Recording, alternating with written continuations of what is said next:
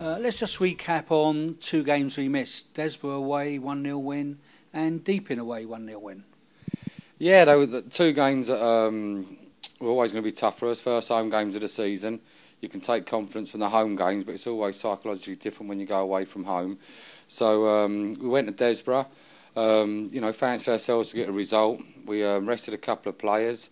We had 2 or 3 injuries, so was losing 4 or 5 players, but 2 of them were my choice, and I had to take that gamble. But fortunately, at the end of it, we got 3 points. It was a little bit patchy, the performance, compared to the last 3, but in the end, happy to get the 3 points. Yeah, not so disappointing with that result, as Kings Lynn went now on a Saturday and only just achieved a 2-0 victory.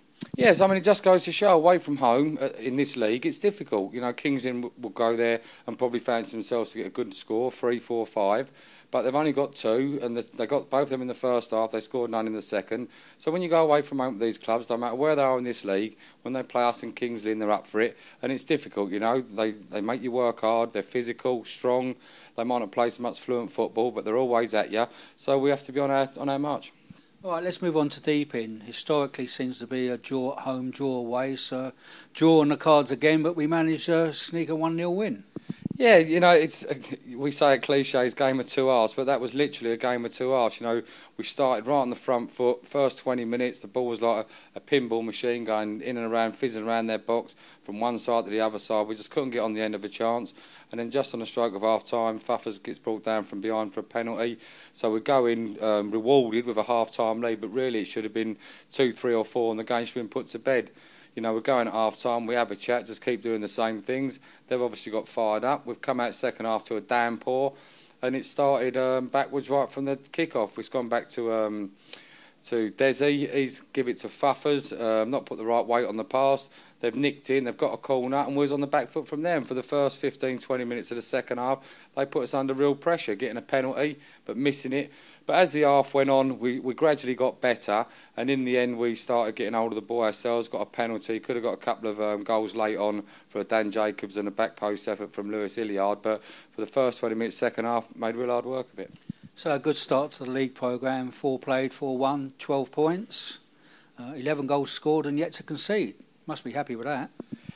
I am. I'm not sure everyone is.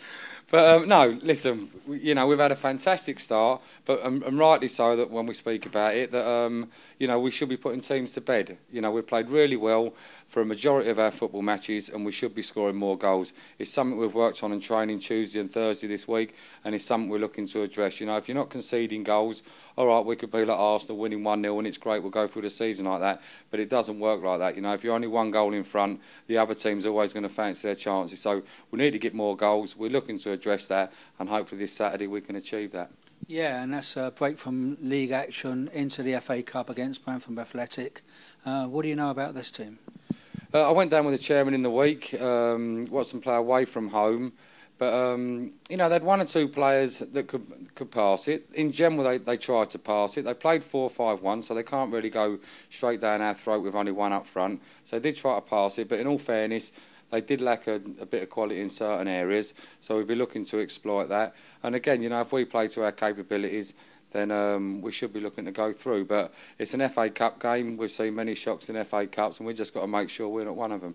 Yeah, we've looked at the league table. They're bottom at the moment, promoted last year, but can't be underestimated. No, you know, in the first 4 or 5 games, you know, we've only played 4 league games, and it can be so different. Like, we don't know until halfway through the season, but your first 4 games could be against the bottom 4 clubs and you could have 12 points, or vice versa. Your first 4 games could be against the top clubs and you could have no points, like Urchester going 3 games without a win and now winning the next 2 and they're up to 7th place, I think. So you can look at them bottom of the league, but it's not realistic until the league pans out and you see what fixtures they've played in the first few games. So it doesn't tell you a great deal the position they're in at the moment, because 2 or 3 wins can see them shoot up the table. But they are bottom for a reason. They are losing football matches, so this exploits maybe why they're low in confidence. And on the 2 times you've seen them, one was at home, I think, on Tuesday night. What was their? How many were there? What was their support? Yeah, the support would be quite good because we're taking a few there. So I expect to probably have 200 to 250 there, I expect, on Saturday with our support as well. So there'll be enough noise there because it's a tidy little ground. So the atmosphere will be good. So no complaints there. The pitch will be fine.